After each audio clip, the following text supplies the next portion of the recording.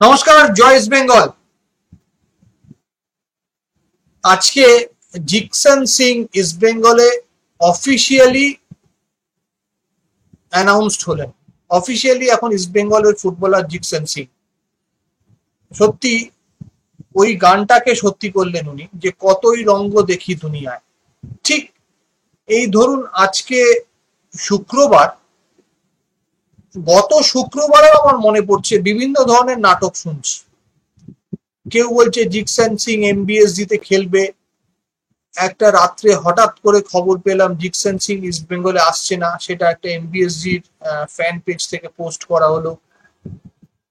কেউ বলছে প্রচুর টাকা দিয়ে এমবিএসজি টোপ ফেলেছে, ইস্ট বেঙ্গলকে নিতে দেবে না। কেউ বলছে জিকসন কেরালাতেই থাকছে, কেউ বলছে না। এরকম টুইট পড়লাম জনপ্রিয় ব্যক্তিদের, যে এখনো পর্যন্ত থাইল্যান্ডেই ও রয়েছে। বিভিন্ন রকমের ব্যাপার স্যাপার পড়লাম। দেখুন, এক সপ্তাহ পর সিএফএল এর ম্যাচ, ইস্টবেঙ্গল মাঠে পুলিশ এসির বিরুদ্ধে। সেই ম্যাচের হাফ টাইমে জিকসন সিং জার্সি পাচ্ছেন কার্লোস কুয়াদ্রাতের হাত থেকে এবং দর্শকদের দিকে যাচ্ছেন। The amazing fan followers. Jeakson নিজে মনে করছেন, এবং আমি ওর একটা ইন্টারভিউতেও দেখলাম, জিকসন নিজে মনে করছেন আমি অভিভূত। এই যে আবেগ, এইটাকেই অনেক দূর এগিয়ে নিয়ে যাবে। এবং এটা this is start of A game. আমি আমার সহকর্মীদের অ্যাড করছি, সঞ্জীব গাঙ্গুলি, রায়শ্রী দুজনে চলে এসছে, আমি তাদেরকেও অ্যাড করছি। This is a start of A entire new game. আজকে সারা ভারতের আপামর ফুটবল দর্শক ছেড়েই দিন, সারা ভারতের ফুটবলাররা, তারকারা, সকল তারকা যারা 124 নম্বরে আছে, আফগানিস্তানের কাছে হারেন, তাদের একটা ধ্যান ধারণা বদলাবে বা বদলানোর সময় এসছে। তারা আজকে শিখলো, they have learn that East Bengal record অর্থ দিয়ে ভারতীয় দলের ফুটবলার নিতে পারে, এবং তাদের যখন ওয়েলকাম করা হয়, সেই ওয়েলকামের ধরনটা হচ্ছে এটা, যেটা ভারতের আর অন্য কোনো ফুটবল ক্লাব করতে পারবে না। করতে পারে, কিন্তু এই ঢঙে পারবে না। This is different. এটা আমরা জনি কাউকোকেও দেখিয়েছিলাম, এবং জনি কাউকোরও ওয়েলকাম এভাবে করা হয়েছিল। রায়সী খেয়াল থাকবে, রায়সী তোর খেয়াল আছে জনি কাউকোর ওয়েলকামটা? আমি ভুল বলছি কি? না না না, হয়েছিল। জনি কাউকোকে এরকমই করা যদ্দূর আমার খেয়াল পড়ছে। তো যাই হোক, এটা আমাদের হচ্ছে আমাদের দেবময়দা একস্তাকেও কিন্তু এরকম ভাবে করা হয়েছিল, এ, মানে কলকাতা লিগে সিএফএল একটা ম্যাচ চলছিল। আমার আমার যতদূর না যা মনে রয়েছে। না না না, আমি আমি আমি ভুল বললাম, জাস্ট মানে এটা আমি আমি জনি অ্যাকোস্টার কথাই বলতে চেয়েছি, মানে হ্যাঁ, Johnny slip Acosta, off, right right, হ্যাঁ হ্যাঁ। It's it's slip of tongue. Johnny অ্যাকোস্টার কথাই আমি বলতে চেয়েছি। আমাকে মার্জনা করবেন, ক্ষমা করবেন আমাকে দর্শকরা, যে জনি অ্যাকোস্টাকে এভাবে বরণ করা হয়েছিল। তো এইটা একটা কালচার। এবং ওই যে বললাম, ভারতীয় দলের রথী মহারথীরা, সকল রথী মহারথীরা, তারা বিভিন্ন রকমের মোড়কে আবরণের মধ্যে থাকেন, বিভিন্ন লবির আন্ডারে থাকেন। এটা তাদের জন্য একটা মেসেজ, যে the share of Indian football, কোথায় সমর্থকদের কাঁধে চড়া যাবে, কোথায় আবেগের সঙ্গে ফুটবল খেলতে হবে। আজকে জিকসন যেটা পেল, আজ ভারতীয় দলের তারকা ফুটবলাররা সেইটার দিকে হয়তো তাকিয়ে থাকে। এটা ভারতের অন্য কোনো ক্লাবে সম্ভব নয়, অন্তত এইভাবে সম্ভব নয়, এই ঢঙে সম্ভব নয়।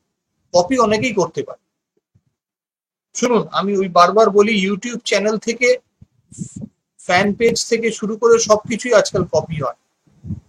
কপি পেস্ট অনেক কিছুই হতে পারে, কিন্তু এই ঢঙে যে ঢঙে ডিকসনকে আজকে ওয়েলকাম করা হয়েছে, 6 গোলে 6 নম্বর, একটা গোল কম বা বেশিও হতে পারে, সে কথা বাদ দিন। মূল বিষয়টা হচ্ছে দর্শক এবং যেভাবে ডিকসনকে আজকে বরণ করে নেওয়া হলো, দিস ইজ ইটসেলফ ইউনিক। আমরা আলোচনা করব ডিকসনকে নিয়ে এবং অন্যান্য বিষয় নিয়ে, বাট প্রথমে আমরা যে আলোচনাটা শুরু করব সে আলোচনাটা শুরু করব কিন্তু সিএফএল। আজকে 6-0 গোলে জেতা, সেই জেতার বিষয়টা নিয়ে আলোচনা করব, তারপরে আমরা ডিকসনের বিষয়ে আসবো, আমাদের প্লেইং ইলেভেনের বিষয়টা নিয়ে আলোচনা করব, সো দ্যাট আমরা জানি 6-0 হয়েছে আজকে। ম্যাচ কেমন দেখলাম এই প্রশ্নটা আমরা করব না আজকে, ম্যাচ সবাই ভালোই দেখেছে, হাফ ডজন গোলে যখন কোনো দল জেতে, কিন্তু আমি আলোচনা করব স্পেসিফিক খেলোয়াড়দের। প্রথমে আমি আলোচনা করব সঞ্জীব গাঙ্গুলি দার সাথে। সঞ্জীব দাকে আমি জিজ্ঞেস করবো, সঞ্জীব দা, আজকে সায়ন ব্যানার্জি শুরু থেকেই খেলেছে প্লেইং ইলেভেন, এবং আমার যতদূর মনে হলো সায়ন উইং থেকে তো অপারেট করেছে, সেন্ট্রাল অ্যাক্সিস বরাবরও একটু অপারেট করার চেষ্টা করেছে, যা আমি বুঝলাম। সায়নের খেলা আজকে তোমার কেমন লাগে?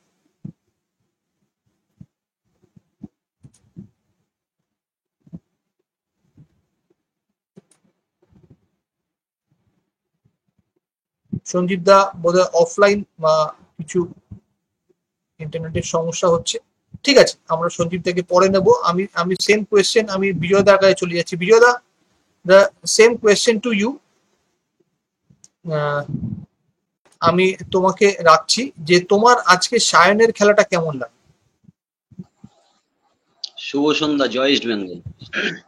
জয় ইস্ট বেঙ্গল। সায়নের খেলা যেটা, সায়ন মানে উইং দিয়ে আজকে যেই খেলাটা খেলেছে সেটা কিন্তু মানে বারবার অপোনেন্টের ডিফেন্স এবং মানে বিপরীত দলকে পুলিশ এসি রক্ষণভাগ কিন্তু একেবারে মানে ত্রস্ত ছিল, মানে সায়নের পায়ে বল পড়া মানেই কিছু একটা হবে, কিছু একটা হবে।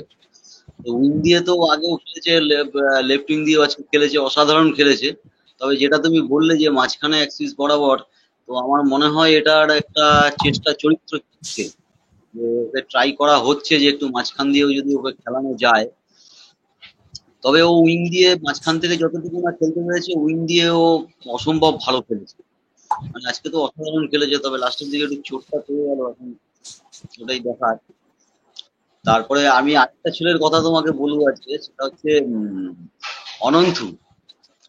অনন্থু দেখলাম ওর কিন্তু অসাধারণ থ্রু পাস বাড়ানোর ক্ষমতা আছে, বেশ কতগুলো পাস ও আজকে দারুণ থ্রু মানে করেছে।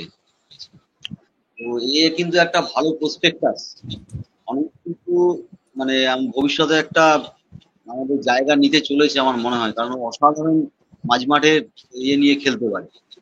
একদম, আমি অনন্তুর বিষয়ে আসবো। অনন্তুর বিষয়ে আমি আজকে আমাদের এজেন্ডাই আছে আলাদা করে আলোচনা করার জন্য, কিন্তু ঠিক আছে, তো অনন্তুর কথা তুমি এনেই দিলে।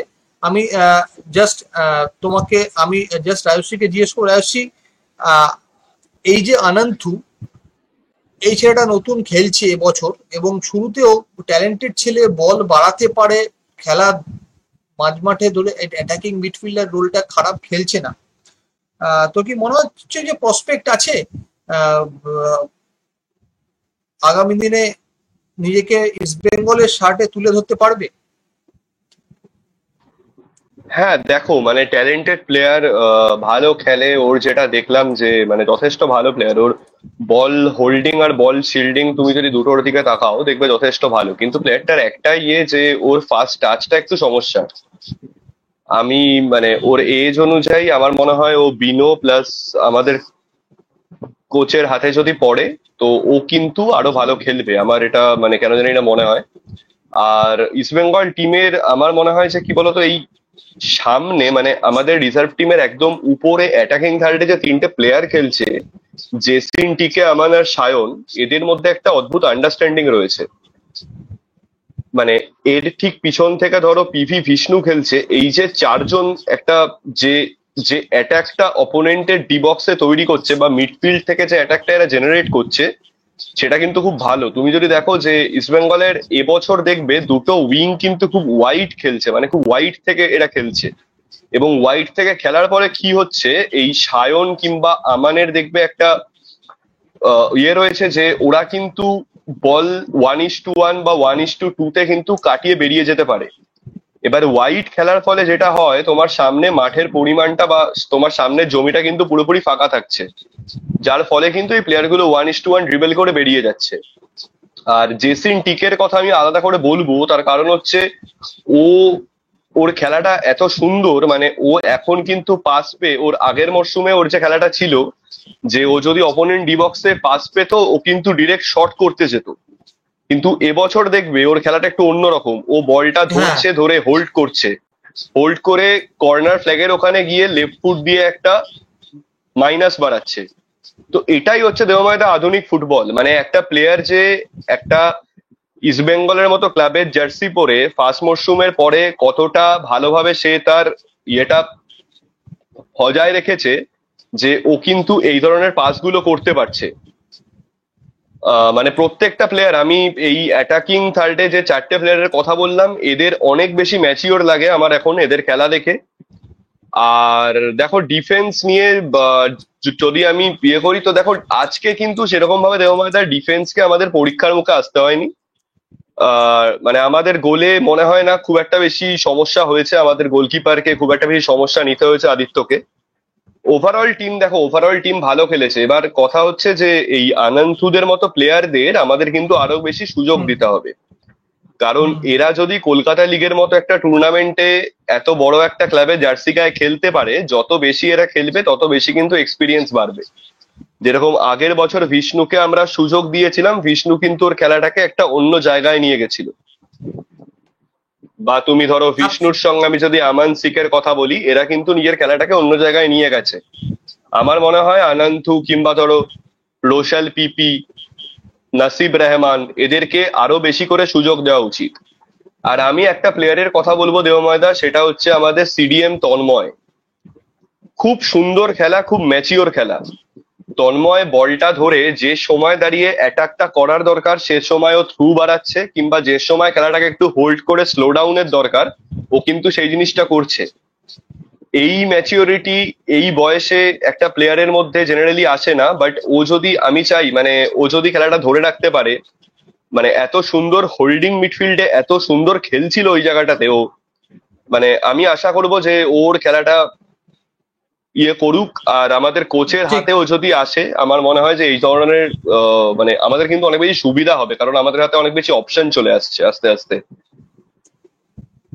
একদম ঠিক আছে। আমি এখান থেকে নিচ্ছি অনন্তু, যে তিনজনের নাম উঠলো, তন্ময় এবং জেসিন। আমি বিজয়দার কাছে আবার যাচ্ছি, কারণ বিজয়দার কাছে মাঝখানে একটু ব্রেক হয়েছে। বিজয়দা, জেসিনের খেলা তুমি কি গতবারের থেকে কোনো ডিফারেন্স একটু দেখতে পাচ্ছ? আর আনন্তুর কথা তুমি বলছিলে, আহ, আর তন্ময় খেলা তোমার কেমন লাগে? প্রথমে আমি একটু জেসিনের কথা বলি আগে। জেসিনকে আমি গত বছর যেরকম দেখেছিলাম, সেখান থেকে এবছরের জেসিনের খেলার মধ্যে অনেক উন্নতি হয়েছে। এবং এর মধ্যেই আমি আমাদের শো থেকেই একদিন বলেছিলাম যে জেসিনের ফার্স্ট টাচটা খুব খারাপ, কিন্তু আজকে বর্ষার মাঠে ও যে ফার্স্ট টাচ গুলো করেছে, মানে এটা হুম, নিয়ে বোঝা যাচ্ছে যে ও এটা নিয়ে খাটছে, ও হুম, কিন্তু এটাকে ইমপ্রুভ করছে। এবং ওর আরেকটা জিনিস যেটা সবচেয়ে বেশি চোখে পড়লো, সেটা হচ্ছে আগে ও গোল করার জন্য এগিয়ে যেত, রাজশ্রী যেটা বললো, এখন কিন্তু ও গোল করানোরও চেষ্টা করছে। এই যে একটা স্ট্রাইকারের মধ্যে এই যে কোয়ালিটিটা, দুটো কোয়ালিটি যখন আসবে, যে গোল করা এবং গোল করানো, দুটোই যখন সমানভাবে আসবে না, তখন কিন্তু ও যে কোনো জায়গাতে স্ট্যান্ড করে যাবে নিজেকে। তো আমার মনে হয় জেসিন আরো উন্নতি করবে নিজেকে নিয়ে। এবং জেসিনের মধ্যে উন্নতি করার একটা চেষ্টা আছে, কারণ ওর যে প্রথম দিন আমি বলেছিলাম ওর ফার্স্ট টাচের ব্যাপারটা নিয়ে, কিন্তু আজকে দেখলাম এই বর্ষার মাঠে কিন্তু খুব সুন্দর ফার্স্ট টাচ গুলো করেছে। এবং খুব সুন্দর এই বর্ষার মাঠেও খুব ভালো পাস গুলো বাড়িয়েছে ও। তো এই জন্য জেসনকে নিয়ে আমি সত্যি আশাবাদী আরো। 2 নম্বর হচ্ছে অনন্তু। অনন্তুর কথা আমি বলছিলাম শুরুতেই। অনন্তু এত সুন্দর, মানে ওকে যেটুকু দেখলাম, আগের যেটুকু খেলা দেখেছি বা আজকে যেটুকু দেখেছি, আজকে তো বিশেষ কিছু পুলিশ এসে আমাদের প্রতিরোধ করতে পারেনি, কিন্তু তার মধ্যে থেকে যেটুকু ওর খেলা আমার চোখে পড়লো, অনন্তুর মধ্যে থ্রু পাস বাড়ানোর ক্ষমতা এবং বল স্ন্যাচ করা, এই দুটো জিনিস ওর মধ্যে খুব ভালোভাবে আছে। তো অনন্তুকে আরো মানে প্লেইং টাইম পেতে হবে, ওকে আরো গেম টাইম দিতে হবে। দিলে ওকে ও আরো ভালোভাবে উঠে আসবে। আমার ধারণা ও হয়তো মানে বছর 2-3 মধ্যে ও একটা জায়গায় ও চলে আসবে, কারণ ওর মধ্যে খেলা আছে। ওকে সেইটা খেলাটাকে, এই সিএফএল তো অনেক মানে কঠিন টুর্নামেন্ট, এই কঠিন টুর্নামেন্ট গুলোতে যারা ভালোভাবে খেলতে পারে ভবিষ্যতে তারাই কিন্তু উঠে আসে। যেটা রাজস্বীও বলছিল যে বিষ্ণুকে আমরা পেয়েছি এখান থেকেই, ঠিকই। তো এরকম এই সিএফএল থেকেই কিন্তু আমরা এই প্লেয়ারদেরকে পাই। এবং কার্লোসের যে জিনিসটা আমি দেখলাম, ও কিন্তু এই সিএফএল এর ম্যাচগুলো দেখতে আসে মাঠে প্রতিটা, এবং এখান থেকে কিন্তু ও একটা ধারণা নিয়ে যায় এবং নিজের যে কোচিংটা করাবে তার যে স্ট্র্যাটেজি এখান থেকে ঠিক করে। আর একদম। তন্ময় দাসের কথা একটু বলে নি। তন্ময় হুম। দাসকে আমি যত দেখছি তত আমি মানে মুগ্ধ হয়ে যাচ্ছি, সত্যি কথা। মানে তন্ময় দাসের মধ্যে একটা জিনিস আছে, হচ্ছে ও একেবারে কুল মাইন্ডেড ফুটবল খেলে, খুব সুন্দর। মানে ওর খেলাটা হয়তো চোখে পড়ে না, আমি আরেকদিনও বলছিলাম ওর খেলাটা হয়তো চোখে পড়ে না, কিন্তু ও ডিফেন্সিভ মানে মিডফিল্ডে ও এত সুন্দর কুল মাইন্ডেড ফুটবল খেলে।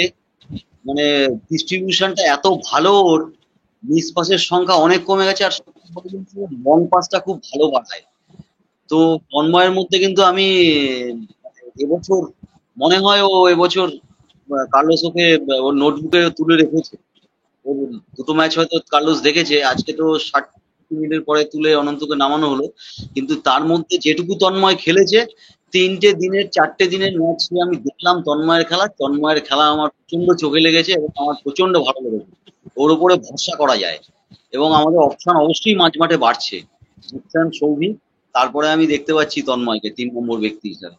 খুব ভালো ওর খেলা, খুব ভালো, অসম্ভব ভালো স্ল্যাচিং, অসম্ভব। গেমটাকে কন্ট্রোল করতে পারে ও, যখন ফাস্ট করতে হবে ফাস্ট, যখন স্লো করতে হবে স্লো, কখন ধরে খেলতে হবে, এবং খেলাটা ট্রানজিশন করতে পারে, ডান দিক বাঁ দিক দুটো দিকেও খেলাটা ঘোরাতে পারে। তো আমরা এরকমই একটা লোকের আমাদের দরকার, যে আর কি মানে ইয়ং ছেলে থাকবে কিন্তু ভবিষ্যতে তারা এইভাবে খেলে দেবে। তো ওই 3টে ছেলেই আজকে যে 3জনের নাম তুমি বলতে বলে, 3জনই কিন্তু অসম্ভব ভালো খেলেছে, এবং 3জনই ভবিষ্যতের প্রসপেক্ট রয়েছে। একদম। আমি এবারে আসবো সঞ্জীব দার কাছে। সঞ্জীব দা, কি সাউন্ড ক্লিয়ার আছে? সঞ্জীব দা, সাউন্ড ক্লিয়ার? আচ্ছা, আমি আরেকবার অফ স্টেজ করে অন স্টেজ করার চেষ্টা করছি, যদি সাউন্ড ক্লিয়ার থাকে। সঞ্জীব দা, সাউন্ড ক্লিয়ার? আচ্ছা, কিছু প্রবলেম হয়েছে, সুতরাং বোঝা যাচ্ছে। যাই হোক, এনিওয়েজ, আমি প্রসেনজিতের কাছে যাচ্ছি। প্রসেনজিৎ, সাউন্ড ক্লিয়ার আছে?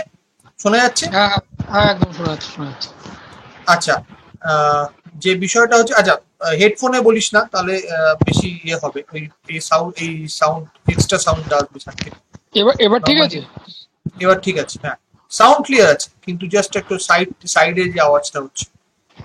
আচ্ছা, যে বিষয়টা হচ্ছে, যে আমরা যেটা দিয়ে শুরু করলাম, যে আজকে মানে নাম্বার 6-কে 6 গোলের দিয়ে বরণ করা হচ্ছে। আমরা 6 গোলের ম্যাচটা নিয়ে আলোচনা করছি। আজকে বেশ অনেকগুলো পরিবর্তন করে মাঠে নামানো হয়েছিল, এবং সায়ন শুরু থেকেই খেললো। কিন্তু আমি জানতে চাইছি যে এই যে প্লেয়ারগুলো, চাকু মান্ডি, বিজয় বিজয় মুর্মু, তারা শুরু থেকে এলো, এদের কেমন লাগলো আলটিমেটলি প্লেইং 11? শুভ সন্ধ্যা, জয়েস বেঙ্গল। হ্যাঁ। দেখো, আমি এই দুটো প্লেয়ার থেকে শুরু করার আগে যে এই জিনিসটা বলবো, আমরা মনে হয় আজকের 5 নম্বর ম্যাচ খেললাম, তাই তো? হ্যাঁ। হ্যাঁ। 5 নম্বরই হবে হ্যাঁ। বিজয় দা, কারণ আমরা দুটো ম্যাচের পরে বড় ম্যাচ খেলেছি, তারপরে কাস্টমস, আজকের এটা 5 নম্বর ম্যাচ। হ্যাঁ, আমি এক্ষুনি আমাদের শিডিউলটা এখানে আছে, দেখানোর চেষ্টা করছি। এখানে দেখলে বুঝতে পারবো তাহলে আমরা কত নম্বরে আছি। এই মুহূর্তে আমরা 1 নম্বরই আছি। Match played 5। হ্যাঁ, অ্যাবসলিউটলি। তো ম্যাচ, তুমি যদি থ্রু আউটলি দেখো, দেখো আমি কেন বারবার বলছি যে সবসময় তুমি আমাদের রিজার্ভ টিমটাকেও ফলো করবে, শুধুমাত্র প্রথম দলটাকে না। তুমি প্রথম দিন থেকে দেখো আমাদের দলে কিন্তু বারবার কিন্তু পরিবর্তন করা হয়েছে। কারোর যে জায়গা প্রথম 11-এ একদম পাকা, এটা কিন্তু কোনো ফুটবলার বলতে পারবে না, কেউ না। সব থেকে বিশেষ জায়গা যেটা সঞ্জীব দা বারবার বলে, সেন্ট্রাল ডিফেন্স। প্রথম ম্যাচে স্টার্ট করেছিল হচ্ছে মনতোষ আর আহ, বাতালা সুনীল। সেকেন্ড ম্যাচে স্টার্ট করলো মনতোষ আর সার্থক। বড় ম্যাচে স্টার্ট করলো হচ্ছে আদিল আর সম্ভবত আদিলের সাথে অন্য কেউ একজন ছিল। কাস্টমস ম্যাচেও আলাদা সেন্টার ব্যাক, আজকের ম্যাচেও কিন্তু আলাদা সেন্টার ব্যাক। যখন একটা কোচ সেন্টার ব্যাক পজিশন, মানে যেটা হচ্ছে টিমের সব থেকে বড় স্তম্ভ, মানে সেন্টার ব্যাককে তুমি চেঞ্জ করতে পারবে না, তোমাকে একই পেয়ার রাখতে হবে যদি তোমাকে ভালো ফলাফল করতে হয়। যেইখানে এই দুটো জায়গা পরিবর্তন হয়ে যাচ্ছে এবং তারপরে আমরা একটার পর একটা টিমকে গোলের মালা পরাচ্ছি। দেখো কাস্টমসের ব্যাপারটা কি বলো তো, মানে বড় ম্যাচের পরে মনে হয় আমাদের প্লেয়াররা মানে একটু ঘুরতে ঘুরতে গেছিল। তো আমরা যখন বাইরে থেকে আছি তখন সবসময় কাস্টমসে চেকিং করি। তো কাস্টমস ম্যাচটা আমাদের এই চেকিং এর মতনই হয়েছে। আর আজকে 6 নম্বর জার্সি জিকসানকে দিয়েছি, তো ওটা ওর কাছ থেকে ধার নিয়ে পুলিশকে সেই ধারটা শোধ করে দিয়েছি। আমরা তো আবার ধারটার বাকি রাখি না, আমরা সুদ সমেত ফেরত দিই। এইবার আসি হচ্ছে আমাদের যে, তুমি যে দুটো প্লেয়ারের কথা বললে, আমি চাকু মান্ডির কথা আগেও বলেছি, আমি এখনো বলছি। আমাদের বেস্ট মানে যে কটা ফুটবলার এসেছে, যদি তার মধ্যে দুটো তিনটে প্লেয়ার হয়ে থাকে, মানে যেটা চোখে লাগা প্লেয়ার, তার মধ্যে চাকু মান্ডির নামটা থাকবে। আমি সেন্টার ফরওয়ার্ডে সুব্রত মুর্মুর সাথে সাথে কিন্তু এই বিজয় মুর্মু ফুটবলারটাকেও কিন্তু রেখেছিলাম। চাকু মান্ডির কথাটা প্রথমে বলি, আমি বাথালা সুনীলকেও ঠিক যেরকম ভাবে দেখেছি যে বলটা ভালো শিল্ড করতে পারে, ভালো করে তোমার লাস্ট পর্যন্ত দেখে এবং বল ডিস্ট্রিবিউশনটা ভালো। তুমি আজকে ভালো করে যদি খেলাটা ফলো করে থাকো তাহলে দেখবে চাকুর মধ্যেও কিন্তু সেম জিনিস আছে, কিন্তু ও বাথালা সুনীল থেকে একটা দিক থেকে এগিয়ে। বাতালা সুনীলের যা চেহারা তার থেকে কিন্তু চাকু মান্ডির চেহারার অনেক তফাৎ। যেরকম আপুইয়ার সাথে তুমি জিকসানের চেহারার মিল পাবে না, বা একটুখানি জিকসান একটু হার্ড, মানে একটু লম্বা চওড়া, চেহারা ভালো। বাতালা সুনীল দেখতে হয়তো রোগা সোগা কিন্তু খেলে ভালো। চাকু মান্ডি কিন্তু যেরকম লম্বা এবং সেরকম কিন্তু ও, মানে ওর বডি, মানে যেটা দরকার ডিফেন্সের, এটা যেটা দরকার, যেরকম আদিলের যেটা আছে, হুম যে লম্বা চওড়া চেহারা ভালো, এটা হুম ডিফেন্ডারের ক্ষেত্রে এরকম একটা প্লেয়ার থাকাটা অত্যন্ত দরকার। ওর অত্যন্ত ভালো, একজন একটু সলিড ডিফেন্ডার হওয়াটা অত্যন্ত পরিমাণ দরকার, মানে ডিফেন্সে বিশেষ করে। চাকুর খেলাটা দেখো, অ্যাকচুয়ালি আজকে চাকুকে বিচার করা যাবে না, তার কারণ হচ্ছে আমাদের তো ডিফেন্সে সেরকম ভাবে বলটাই আসেনি। বলই আসেনি এক্স্যাক্টলি। তো চাকুকে আমি বিচার করব কি করে? আদিত্য সারা ম্যাচে মনে হয় দুখানা, মনে হয় না তিনখানা বল ধরেছে। মানে ও যদি আজকের মানে যা খেলার যা গতিরূপ দেখছিলাম, এবং এইটা আমি প্রথম থেকেই বলছি যে আমার রিজার্ভ টিমের স্ট্রাইকারদেরই আটকে রাখতে পারছে না আক্রমণ ভাগ, সেখানে আমার ফার্স্ট টিমের আক্রমণকে আটকাবে কে? আজকে যদি আদিত্য পাত্র চাইতো, ওখান থেকে তোমার একটা কোল বালিশ বা একটা মাথার বালিশ নিয়ে গায়ে চাদর বাদর দিয়ে ওই গোলের তলা দিয়ে শুয়ে যেতে পারতো, কখন আসবে না তার থেকে রেস্ট নেওয়া ভালো। আজকে খেলাটা ওরকমই হয়েছে, যা খেলেছে ওপরের ওপরের লোকরা খেলে দিয়েছে, ডিফেন্সে পর্যন্ত বল আসেনি সেরকম করে। তো চাকু মান্ডির খেলাটা ওইভাবে দেখা যায় না। তবে বিজয় মুর্মুর যেইটুকানি খেলা ব্যক্তিগতভাবে আমি দেখেছি, কেন ও সন্তোষ ট্রফিতেও ছিল, বিজয় মুর্মু একটু আজকের দিনে হতাশ করেছে। আমি সচরাচর আমি মানে নেগেটিভ বলি না, আমার পছন্দও করি না আমি, কিন্তু বিজয় মুর্মুর কাছ থেকে আমি আরো আরো বেশি এক্সপেক্ট করছি। কারণ আমি বলছি যে যদি রসাল থাকে, আমি রসালকে রেখেও বলছি বিজয় মুর্মুর মধ্যে না একটা চোরা গতি আছে, যেটা রসালের মধ্যেও নেই। ও অনেকটা না আমান টাইপেরই প্লেয়ার। আমান যেরকম চোরা গতিতে বেরিয়ে যেতে পারে, একটা দুটো হুম, প্লেয়ারকে ডচ করে দিয়ে যেতে পারে, হুম। বিজয় মুর্মুর মধ্যেও কিন্তু এই জিনিসটা আছে। আর তার থেকে বড় কথা না, বিজয় মুর্মু গোলটা ভালো ছিল। সুব্রত স্পার্ক আর আছে আজকে, বিজয়। মেহতাবও বলছিল আজকে স্পার্ক আছে, এবং আমি বিজয়ের প্র্যাকটিস দেখলাম, আমি দেখলাম ছেলেটার মধ্যে গতি ভয়ঙ্কর এবং ফিজিক্যাল এবিলিটিও খুব ভালো। একটা জিনিস তুমি যদি ভালো করে লক্ষ্য করো, দেখবে যখন ও ডান দিকে বলটা ধরে না, হুম, ও সাইডে হঠাৎ করে, মানে যে লেফট ব্যাক হবে তার ডান দিকে বলটাকে আগে ঠেলে দিয়ে ও পেসে বিট করে ডিফেন্ডারের ওপর, গায়ের ওপর দিয়ে চলে যায়। যেটা কলকাতা ফুটবল আগে আমরা দেখতাম, এটা আগে কলকাতা ফুটবল আগে ম্যাক্সিমাম উইঙ্গাররা এরকমই খেলতো, যে সাইডে ঠেলে দিয়ে মানে লেফট ব্যাক বা রাইট ব্যাককে কাটিয়ে বা হয়তো শিল্ড করে বেরিয়ে যাচ্ছে। এই খেলাগুলো কিন্তু আস্তে আস্তে হারিয়ে গেছে, কিন্তু বিজয় আবার সেই খেলাগুলোকে কিন্তু আবার ফিরিয়ে আনছে। আমাদের এই খেলাটা মানে দেখো আজকের সব থেকে বড় কথা হচ্ছে এই টিমটাকে, তোমার কার্লোস তো আছেই, কিন্তু বিনো এত সুন্দরভাবে টিমটাকে সাজিয়ে তুলেছে না। এইখানে যেরকম ফার্স্ট টিমেও তোমার কারোর জায়গা পাকা নেই, ঠিক সেরকম ভাবে কিন্তু রিজার্ভ বেঞ্চেও কিন্তু কারোর জায়গা পাকা নেই। তুমি দেখো আজকের স্যামুয়েল বেসরা ফার্স্ট ইলেভেনে ছিলই না। আজকের এক্স্যাক্টলি। মাঝ মাঠে নাসিব ছিল না। কেউ কেউ লক্ষ্য করেছে? হুম, আমরা নাসিবকে ছাড়াই আজকের 6 গোল দিলাম।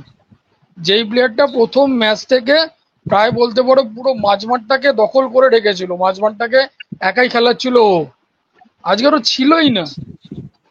সেই প্লেয়ারটাকে বাদ দিয়ে আজকে আমরা একটা পুলিশ এসির মতন দলকে 6-0 গোলে হারালাম। আমাদের যে মাঝমাঠে একটা বিশেষ প্লেয়ার নেই, সেটা কেউ মানে বুঝতেই পারলো না।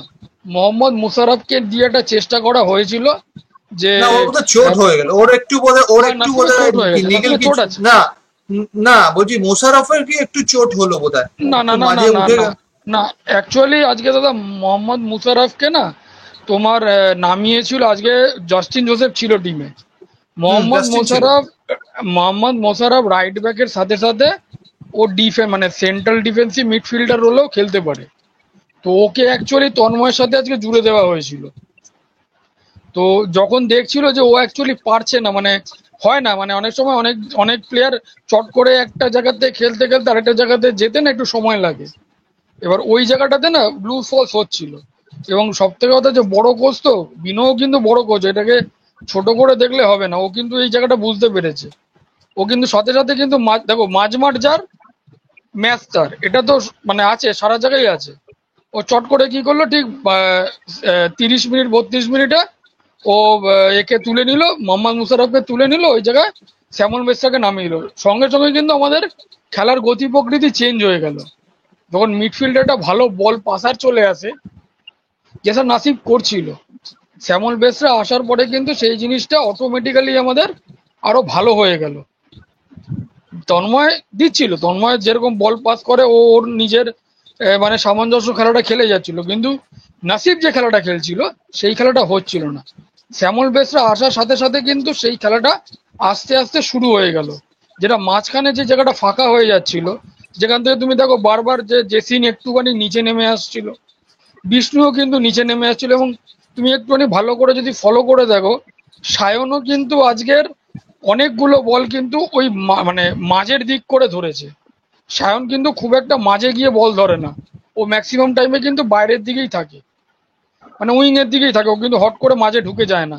হ্যাঁ, বল নিয়ে কাটিয়ে হয়তো ভেতরে ঢোকে, কিন্তু একদম ঠিক, আমি সেটা শুরুতেই বললাম।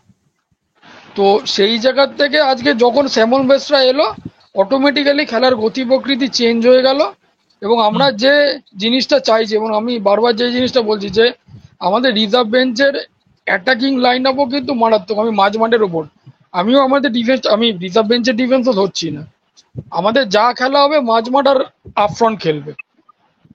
আর একদম। সায়নকে সায়ন সায়ন হচ্ছে অন্য পর্যায়ে চলে গেছে। সায়নকে এখন আর কলকাতা লিগে ওকে তুমি যত বড় ডিফেন্ডারের এগেনস্টেই ফেলে দাও না কেন, তাকে সায়ন ব্যানার্জি মাটি ধরাবে। এটা তুমি লিখে রাখো, যত বড় আজকে ডিফেন্ডার আছে। আজকে সায়ান যেভাবে বডি ইউজ করে, বডি ফেন্ড করে, মানে যেভাবে বেরিয়েছে, হয়তো অনেকে বলবে পুলিশের বিরুদ্ধে, কিন্তু আগের ম্যাচটা তো তাই করছিল এমবিএসজির বিরুদ্ধে, আমি কাস্টমস এর বিরুদ্ধে অনেকবারও, মানে সায়ান ওর সত্যি ওর কনফিডেন্স লেভেলটা যে তোমাকে বললাম না যেমন আগের দিন, যে একটা প্লেয়ার যখন মাঠে নিজের কনফিডেন্স লেভেল এরকম জায়গায় হাই করে নেয় যে মাঠে আমিই সেরা, আমার ওপর আর কেউ নেই, তখন সেই প্লেয়ারকে আটকানো খুব মুশকিল। তুমি পারবে না সেই প্লেয়ারটাকে আটকে রাখতে, তুমি যত বড় ডিফেন্ডার আছো না কেন, আইদার তাকে ধাক্কা মেরে ফেলে দিতে হবে, বা তাকে হয়তো খুব বাজে ট্যাকেল করে মাঠের বাইরে পাঠাতে হবে, এছাড়া কোনো উপায় নেই। আজকে সায়ন একটা চোটও পেয়েছে, চোটটা হয় আশা করছি গুরুতর না, হয়তো সোমবারের ম্যাচে খেলবে। তবে একটা জিনিস সব থেকে বেস্ট হলো যে আমরা শুধুমাত্র লিগ টপ হলাম না, আমরা কিন্তু কম ম্যাচ খেলে বেশি গোল ডিফারেন্স, মানে যেটা গোল অ্যাভারেজ, যেটা সবসময় আমার মনে হয় বাড়িয়ে রাখাটা ভালো। যখন লিগের খেলাগুলো হয় না, গোল ডিফারেন্সটা একটা ম্যাটার করে। যখন তুমি আশেপাশের কাছাকাছি যখন খেলাগুলো হয়, একটা ম্যাচে তোমার খারাপ যাবে, দুটো ম্যাচও খারাপ যাবে, কিন্তু তুমি দেখো আমাদের গোল ডিফারেন্স কিন্তু প্রায় 17-18 কাছাকাছি চলে গেছে, ঠিক আছে?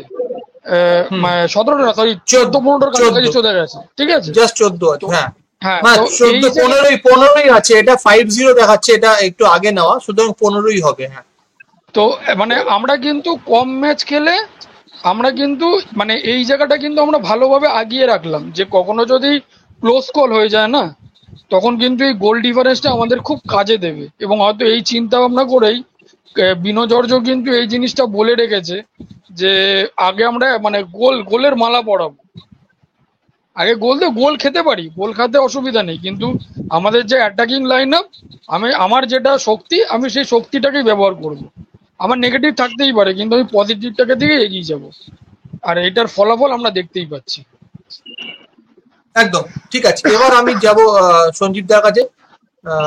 সঞ্জীব দা, আগে সঞ্জীব দাকে সাউন্ডটা টেস্ট করে যাবো। সঞ্জীব দা শুনতে পাচ্ছো? হ্যাঁ হ্যাঁ, আমি পরিষ্কার শুনতে পাচ্ছি। তুমি শুনতে আচ্ছা, পাচ্ছো? হ্যাঁ, আমি আপনাকে এবার শুনতে পাচ্ছি। সঞ্জীব দা, যেটা হলো straight coming to the point, প্রথম হচ্ছে যে জিনিসটা আমরা আলোচনা করছিলাম, যেটা প্রসেনজিতের কথার মধ্যেও উঠে এলো, যে প্রথম কথা, নাসিব রহমান ছিল না, ইস্ট বেঙ্গলের মাঝমাঠ বোঝাই গেল না। আজকে নতুন মাঝমাঠে দুটো নতুন প্লেয়ার ছিল। আর দ্বিতীয় ব্যাপার, তুমি যেটা মানতোষ চাকলাদারকে নিয়েও তোমাকে কোয়েশ্চেন করবো, বাট প্রথমে ইস্ট বেঙ্গলের মাঝমাঠ। দেখো, ইস্টবেঙ্গলের মাঝমাঠের কথা যদি বলো, ইস্টবেঙ্গলের মাঝমাঠ গতবার থেকেই কাজ করছে, এবার বেশি করছে। তার কারণ হচ্ছে ইস্টবেঙ্গল মাঝে মাঝে যেটা সবচেয়ে প্লাস পয়েন্ট, সেটা হচ্ছে যেটার যে নাকি মিসিং থাকতো, সেটা এখন সবচেয়ে বড় পজিটিভ, ক্রিয়েটিভনেস। শুধু নাসিব নয়, নাসিবকে তো আজকে খেলেনি, ছেড়ে দাও, শ্যামল বলো, তন্ময় বলো, ইভেন তোমার কেরালিয়ান ছেলেটা বলো, কি নামটা আমি ভুলে যাই খালি, অনন্তু বলো, প্রত্যেকেই কিন্তু গুড ক্রিয়েটার। আমি তোমাকে একটা কথা বলি না, তোমার টিমে যদি মানে একটা টিমে যদি ক্রিয়েটিভ প্লেয়ার বেশি থাকে না, তাহলে কোচের সুবিধা হয়। কেন সেটার উদাহরণ হচ্ছে, আজকে তুমি দেখতে পেলে আজকে নাসিব খেলেনি, আজকে নাসিব ইনজোর্ড ছিল, খেলেনি। সেটা কিন্তু আমাদের কোনো হেসুস হলো না, মানে মালুম হলো না। তার কারণ হচ্ছে তার যে মানে রিপ্লেসমেন্ট, সেও কিন্তু গুড ক্রিয়েটার, শ্যামল। যদিও প্রথম দিকে ও নামেনি, মুশারফের জায়গায় নেমেছে।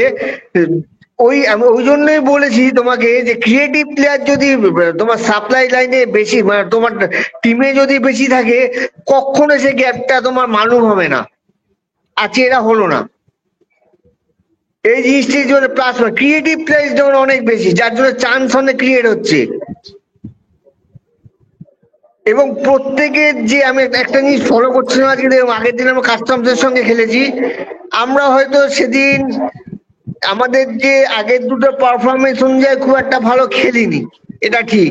চান্স আমরা মিস করেছি, একটা চান্স পেয়েছিলাম, কিন্তু তুমি যদি অ্যাপারেন্টলি দেখো, আমরা কিন্তু খুব একটা চান্সও মিস করেছি, আবার খেলিও নি খুব একটা ভালো। আজকে একটা জিনিস লক্ষ্য করলাম, প্লেয়ারদের কিন্তু ভালো করার তাগিদটা আমি খেলার মধ্যে দেখতে পাচ্ছি। এবং আমাকে কিছু বৃষ্টি হচ্ছিল, করতে হবে। এবং বৃষ্টি হচ্ছিল, পরিস্থিতি কিন্তু প্রতিকূল ছিল, অনুকূল ছিল না। অ্যাবসলিউটলি আমাকে কিছু করতে হবে। I have to do something for the sake of the supporters and for the officials. এইটা বিনো ওদের মাথায় ঢুকিয়ে দিয়েছে। আর বিনোর সবচেয়ে প্লাস পয়েন্ট কি জানো তো, বিনো কখনো নিজের জায়গা থেকে ছড়ে না। মানে আমি যদি অ্যাটাকিং খেলি, আমি অ্যাটাকিংই খেলবো, আমি ডিফেন্সিভ খেলবো না। অ্যাটাকিং ফুটবল তোমাকে ম্যাচে উইন করতে সাহায্য করে, আর ডিফেন্সিভ খেললে তুমি সবসময় ব্যাকফুটেই থাকবে, ফ্রন্ট ফুটে আসা তো মুশকিল হয়ে যায়। এবং ইসরায়েলের প্রত্যেকটা প্লেয়ারকে দেখো দেখো, সায়ন যেটা এবছর সবচেয়ে বড় ডেভেলপ করেছে, সায়ন আজকেও নাম্বার 9 পজিশনে গিয়ে গোল করেছে। গোলটা যে জায়গাটায় করেছে, নাম্বার উইং থেকে ভিতরে ঢুকে ছোট্ট প্লেসে গোল করে দিয়ে চলে গেছে, অলমোস্ট নাম্বার 9 পজিশন। মানে এই জিনিসটা কিন্তু মানে বিশাল প্লাস পয়েন্ট একটা উইঙ্গার। তার মানে কি উইঙ্গারটা দারুণ ইমপ্রুভ করেছে, ও খেলা নিয়ে ভেবেছে। একটা জিনিস করতে হবে, ওকে পা থেকে বলটা একটু তাড়াতাড়ি ছাড়তে হবে, বেশি বড় রাখা যাবে না পায়ে, তার ট্যাকেল করে দেবে, ইয়ে কুইক রিলিজ করতে হবে, মাথাটা একটু তুলে খেলতে হবে। ওর যে স্কিল আছে, ওর যে স্পিড আছে, ওর যা এনার্জি আছে,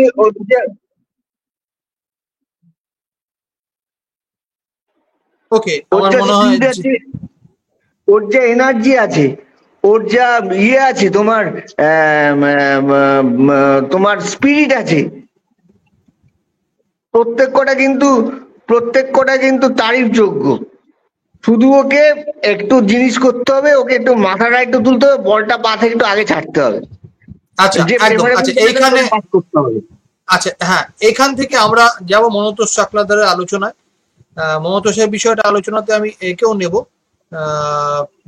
আচ্ছা, রাইসি মিসিং হয়েছে, আমার মনে হয় যে এক্ষুনি লিঙ্ক পেয়ে যাবে। তো ঠিক আছে, এবার মমতাজের বিষয়টা তুমি গাঙ্গুলিতে একটু বলো, আজকে তোমার কেমন লাগলো? দেখো দেখো তোমার এটা নিয়ে আমরা কত নম্বর ম্যাচ খেলাম? 5 নম্বর না? 5 নম্বর ম্যাচ খেললাম। একটা ম্যাচ ও খেলেনি বোধহয়, সুসম্মত কোন একটা ম্যাচ জর্জ সেলগ্রাফের সঙ্গে খেলেনি। না, ডার্বি খেলেনি। না, ডার্বি খেলেছে, না, সরি, ডার্বি খেলেছে, সরি, খেলেনি। জর্জ টেলিগ্রাফের সঙ্গে বোধহয় খেলেনি হুম, সুসম্ভবত। হুম। এবং জর্জ টেলিগ্রাফের সঙ্গে না খেলা তো ওকে কিন্তু আর 4টে মাসে ইয়ে কিন্তু বিনো কিন্তু বাইরে 11-এর বাইরে রাখতে পারেনি। ছেলেটা কিন্তু খুব আমার তো খুব কনসিস্টেন্ট লেগেছে দেখুন, খুব ঠান্ডা মাথা। আজকে মেহতাবও বলছিল, দেখছিলে, খুব ওর অ্যাপ্রিসিয়েশন, ওকে অ্যাপ্রিসিয়েট করছিল, খুব ঠান্ডা মাথার প্লেয়ার, আর বল ডিস্ট্রিবিউশন খুব ভালো, ট্যাকলিং খুব ভালো, কাভারিং খুব ভালো, খুব চনমনে ডিফেন্ডার। আর সবচেয়ে বড় কথা যে গেম ম্যাচ সেন্স খুব ভালো। এই জিনিসটা স্টপারের তোমার থাকাটা খুব জরুরি। কখন আমি ট্যাকেল করব, কখন আমি ট্যাকেল করব না, কোনটা আমার মানে কোন জায়গাটাতে গিয়ে আমি ট্যাকেল করবো, সেই জিনিসটা জানা খুব জরুরি। আচ্ছা, প্রসেনজিৎ বলছে মনতোষ ডার্বি খেলেনি। মনতোষ ডার্বিতে তো ছিল না, জাস্ট এ মিনিট, আমি ওকে নিচ্ছি। ডার্বিতে আদিল আমল ছিল তো, না? হ্যাঁ, ডার্বিতে আদিল আমাল খেলেছে, আর সার্থক ছিল। সার্থক ছিল। পরে সার্থক তো পরে নামলো সার্থক শুরুতে। পরে সেখানে ওকে প্রথমের দিকে নামানো হয়নি, মনতোষ খেলেনি ডার্বিতে। মনতোষ খেলেছে, মনতোষ আর আদিলই খেলছিল, আদিলের জায়গায় সার্থক এসছে। আচ্ছা, তাই হতে হবে, তাই হবে হয়তো, ঠিক আছে। ও জর্জের সঙ্গে খেলেনি, ও জর্জের সঙ্গে খেলেনি, মেবি আমি অ্যাকচুয়ালি ভুলিয়ে ফেলেছি। এনিওয়েজ, হ্যাঁ, তো মনতোষের বিষয়টা বলছিলেন, বলুন। হ্যাঁ, দেখো সেটাই বলছিলাম তোমাকে। আমার কিন্তু ইস্টবেঙ্গল টিমে যদি তুমি ট্র্যাক রেকর্ড দেখো, সবচেয়ে কনসিস্টেন্ট কিন্তু ওকেই লেগেছে, আদার দেন নাসিব। ও কিন্তু ঠান্ডা মাথায় খেলতে পারে, আর যেহেতু কলকাতা ফুটবলে ও খেলে এসছে, ও কিন্তু পালসটা জানে কিভাবে খেলতে হয়। এই জিনিসটা জানা খুব জরুরি। তার ফলে কি হয়, ইস্টবেঙ্গলের জার্সি গায়ে খেলাটা একটা প্রেশার, যেহেতু মেহতাবাদী, আমার কথাটা কিন্তু মেহতাবাদী রিপিট করেছে, দেখেছি আমি একটা কথা বলি সব সময়, দেখবে হোম টিমে খেলা কিন্তু খুব প্রেশার। তুমি যদি তুমি যদি হোম হোম গ্রাউন্ডে খেলো, সেখানে দর্শক খুব কাছাকাছি থাকে, যার ফলে কি হয়, আমি এখানে অনেক ম্যাচ দেখেছি দল, আমি মানে যে তখন 35 মিনিট, পরের দিকে 90 মিনিট হয়েছিল, 35 মিনিটের ম্যাচ ছিল, ড্র হলে গ্যালারির অবস্থা কি হতো, কিরকম থমথম হয়ে যেত ব্যাপারটা। তারপরে সেকেন্ড হাফে যদি 10 মিনিটে গোল না পেতো কি হতো, সেই জিনিসটাই মেধা মেনশন করতে চাইলো, যে একটা কিন্তু প্রেশার থাকে। তার মানে হচ্ছে তুমি নেমে আগে গোল করে দাও, আগে আমি আমার পাসপোর্ট জোগাড়, ভিসা জোগাড় করে দেবো, তারপর প্লেন বাঁচবো, কোন প্লেনে উঠবো। ঠিক,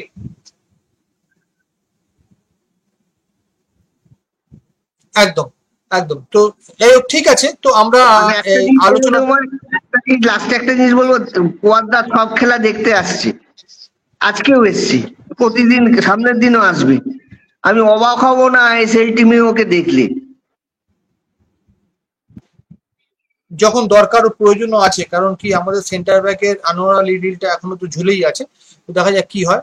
তো যাই হোক, এনিওয়েজ, আমরা এবারে যে আলোচনাটা করব সেই আলোচনাটা করতে বেসিক্যালি আমরা খুবই ইন্টারেস্টেড। তার কারণ হচ্ছে যে আজকে মাঠে কিন্তু স্ক্রিনে যেরকম দেখছেন 6 গোলের মালা দিয়ে আমাদের 6 নম্বর খেলোয়াড়কে বরণ করে নেওয়া হয়েছে। তো ছবি তো আপনারা সকাল থেকেই দেখছেন, ছবির বন্যা বয়ে যাচ্ছে। এখন আর নতুন করে কোনো নেই। এই জিকসন সিং কে জার্সি দিচ্ছে কার্লোস কোদ্রাত, জিকসন জার্সি পরে নিল, ইত্যাদি ইত্যাদি দেখছেন। তো মোটামুটি আমাদের মাঠ থেকে স্পেশাল কভারেজও দেখে নিয়েছেন আপনারা, নতুন করে আর কিছু বলার নেই। বাট আমরা যেটা নিয়ে আলোচনা করব, জিকসন আসার পর ইস্ট বেঙ্গল এর ফরমেশনের অবস্থা, তো আমরা আলোচনা করব।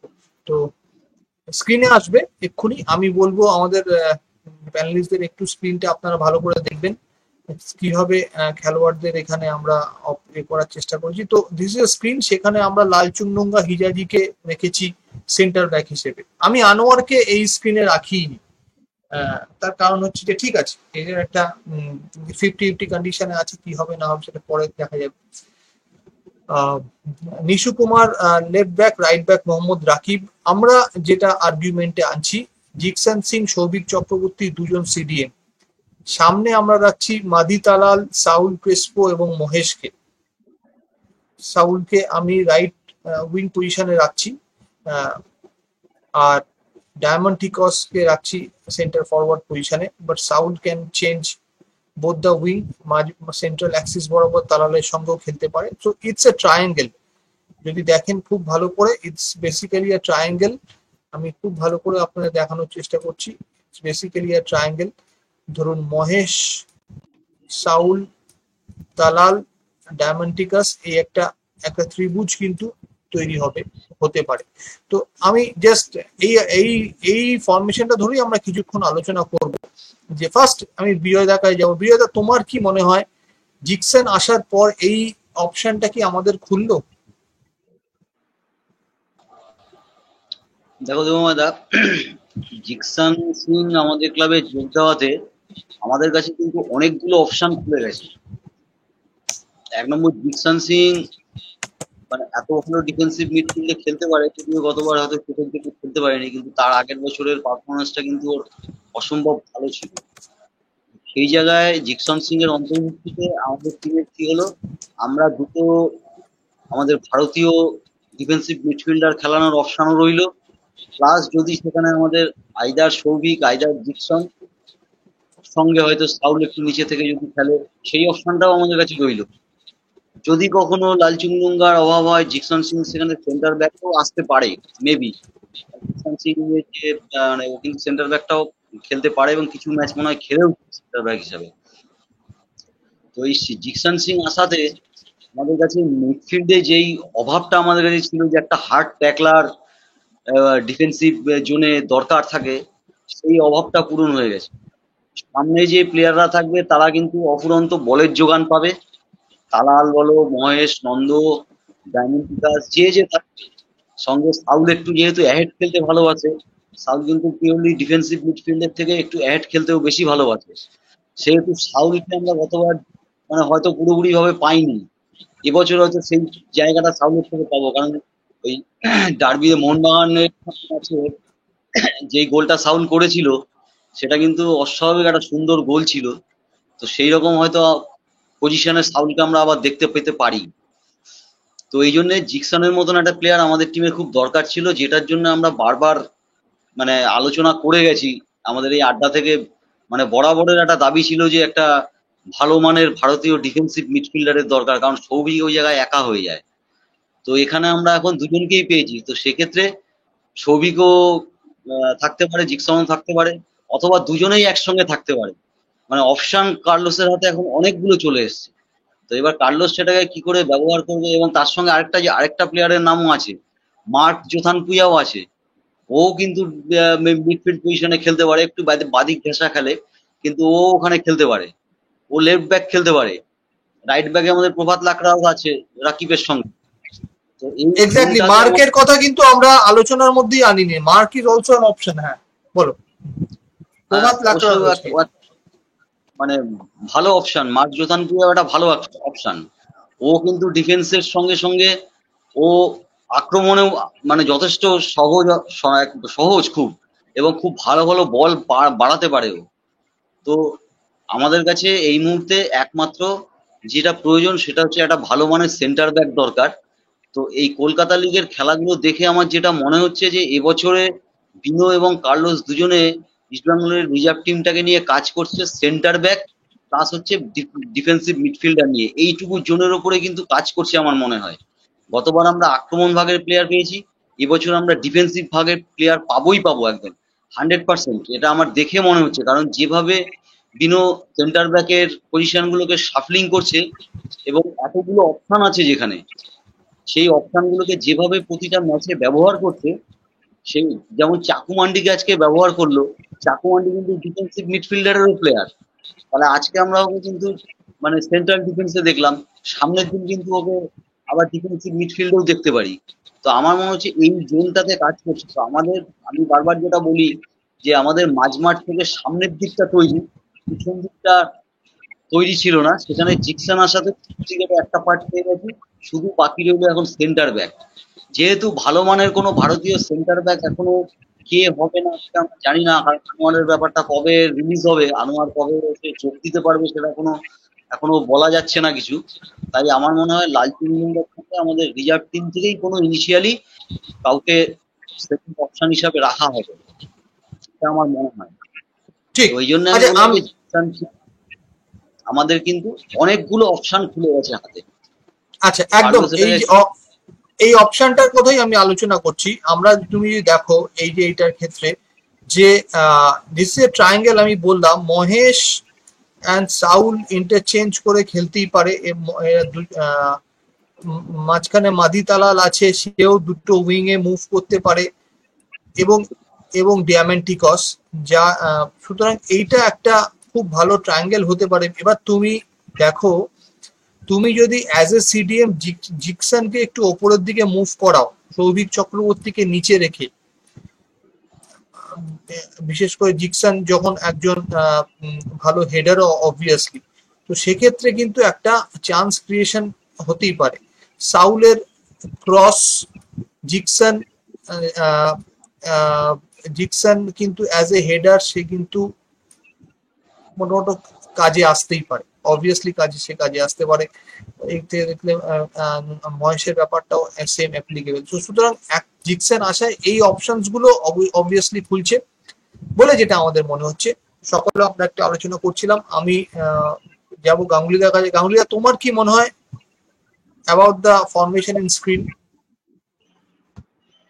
দেখো, আমাদের ডুরান্ড কাপের যে ফার্স্ট খেলাটা, সেটাতে কিন্তু এটা ট্রাই করা যেতে পারে। হ্যাঁ, অবভিয়াসলি ট্রাই করা যেতে পারে উইদাউট এনি মানে এবং কেন বলছি আমি, যেহেতু আমি কথা প্রসঙ্গে একটা কথা বলে দিই, সরি, আমি তোমাকে এক্ষুনি মাইক্রোফোন ফিরিয়ে দিচ্ছি। আমাদের ডুরান্ড কাপে কিন্তু ফার্স্ট খেলা 29শে জুলাই পড়েছে Emami East Bengal FC versus Indian air force FT 7টার সময় বিবেকানন্দ যুবভারতী ক্রীড়াঙ্গনে। ঠিক আছে, এটা আমি আপনাদের হ্যাঁ, জানিয়ে দিলাম। ওকে, হ্যাঁ, এবং অনলাইন টিকিট কিন্তু অ্যাভেলেবেল আছে, অনলাইন টিকিট অ্যাভেলেবেল আছে। হ্যাঁ, গাঙ্গুলি দা বলুন। এবং এই জিনিসটা কিন্তু আমরা ট্রাই করতে পারি। কেন জিকসান, দেখো জিকসানকে ফিট করার কথা, জিকসান কিন্তু অলরেডি ফিট, কেন ওর কিন্তু প্রি সিজনে একটা পার্ট করেই এসছে, exactly. Completely fit, completely fit. ও কেরালা ব্লাস্টার হয়ে আগের ম্যাচটা তোমার খেলেনি, আগের যে রোববার দিন যে ওরা ম্যাচটা খেলেছে ফ্রেন্ডলি, সেটা খেলেনি, ওখানকার একটা টিমকে ওরা হারিয়েছে, তার আগের ম্যাচটা কিন্তু ও খেলেছিল, তার আগেরটা বোধহয় 10-12 দিন আগে হয়েছিল, সেটা খেলেছিল। এবং ও কিন্তু কমপ্লিট তোমার ওইখানে ট্রেনিং করেই গেছে, ও is fit, he can start any moment. এবার ওকে যদি আজকে আমি আমি জানতাম না জিকসানে, আমি জিকসান শুনেছি লম্বা, কিন্তু দেখিনি, ভাবিনি যে ও এতটা ভালো ফিজিক।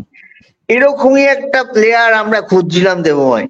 আমরা সবাই এখানে আলোচনা করছি, যারা এবং যারা ধরো তোমার রিজল আর সাপোর্টার আছে, সবাই এটা ভেবেছে, দেখে অফিসিয়ালরা নিন, ভেবেছে।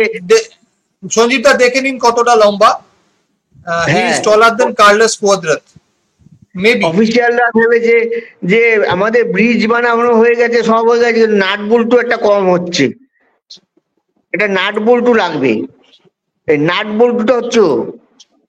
এবং ও এসে যাওয়াতে আমাদের কিন্তু বলতে পারো যে আমরা কিন্তু মিডফিল্ডটাতে সিমেন্ট বালি আর পাথর সুটকি দিয়ে জ্যাম করে দিয়েছি, ওইখানে কিন্তু কেউ ঢুকতে পারবে না, ঢোকার জায়গা নেই। না, কিন্তু এইখানে আরেকটা কথা আপনি একটু বলুন, যে সাবজেক্ট নিয়ে একটু আমাদের দর্শকরা জানতে চাইবে, যেটা হচ্ছে সৌভিক এবং জিকসান যদি অ্যাজ এ সিডিএম খেলে, জিকসান কিন্তু সেন্ট্রাল অ্যাক্সিস বরাবর উঠে গিয়ে কি ও হেডিং পজিশনেও হেল্প করতে পারবে দলকে বক্সের কাছাকাছি গিয়ে? ও যেহেতু হেডটা খুব করে ভালো যেত, করে। কেরালার ব্যস্ত হয়ে এই জিনিসটাও করতো, এখানেও পারবে। এবং তখন সাউল যদি তোমার একটা অ্যাডভান্স খেলে, তাহলে কিন্তু বলতে ওটা আমাদের অ্যাটাকিং অনেক থ্রেটনিং রাখবে। সাউল কিন্তু অ্যাটাকিং হ্যাঁ, রোলে যথেষ্ট ভালো। সেটাই বলছি। সাউল, মাদিতালাল এবং মাদিতাল এবং ডায়মন্ড ট্যাগস, এখন ডায়মন্ড ট্যাগস সোমবার আসবে, জানি না প্রথমবার শুরু করবে না ক্লেটন শুরু করবে। কেন কোচ কি করে, অনেক সময় কি হয় যে যে ধরো এক সপ্তাহ আগে এসছে, তাকে হয়তো সেকেন্ড হাফে নামালো, ক্লেটনকে ফার্স্ট হাফে নামালো, এরকম হতে পারে, যেহেতু ক্লেটন অনেকদিন ধরে প্র্যাকটিস করছে। এই জিনিসটা হতে পারে, আমি জানি না হবে কিনা, এরকম হওয়ার চান্স থাকতে পারে। যদি ক্লেটন খেলে তো অন্যরকম, আর যদি ক্লেটন না খেলে ডায়মন্ড টাগেস খেললে তো তুমি বলতে পারো যে আমাদের অ্যাটাকটাকে থ্রেটনিং তো মনেই হবে, অ্যাবসলিউটলি থ্রেটনিং মনে হবে, এবং আমরা গোল করার কিন্তু প্রচুর চান্স পাবো। ওকে, দেন টক অ্যাবাউট দিস আরেকটা হতে ফরমেশন। পারে, আমি আমি তো আরেকটা আপনি হতে পারে স্ক্রিনে শুধু জিক্সনকে না, খেলিয়ে সাউথের পাশে, সেখানে যদি ডেভিডকে সামনে রাখা যায়, ওকে, সেটাও কিন্তু আমাদের গোল স্কোরিং অপরচুনিটি অনেক বেড়ে যাবে। ডেভিড কিন্তু ইজ এ ফ্যান্টাস্টিক স্কোরার। আমার মনে হয় যতদিন আমাদের খেলার সোমবার দিন, সামনের সোমবারের পরের সোমবার আমাদের খেলা, ততদিনে ডেভিড মনে হয় আমরা যা দেখেছি বড় মাঝে তার থেকে অনেকটা ফিটার জায়গায় চলে যাবে এবং ম্যাচ স্টার্ট করার মতো কন্ডিশনে এসে যাবে। যদি সেটা এসে যায়, ডেভিডকে যদি সামনে রেখে রাখা যায়, তাহলে কিন্তু আমরা 10-15 মিনিটের মধ্যে 2-3 গোল করতে পারি, যদি ঠিক মতো কাজে লাগাতে পারি সুযোগগুলো। ঠিক ঠিক। তাহলে তাহলে জাস্ট আপনি স্ক্রিনে দেখুন, তাহলে বিষয়টা এই জায়গাটাতে এইভাবেই দাঁড়াচ্ছে।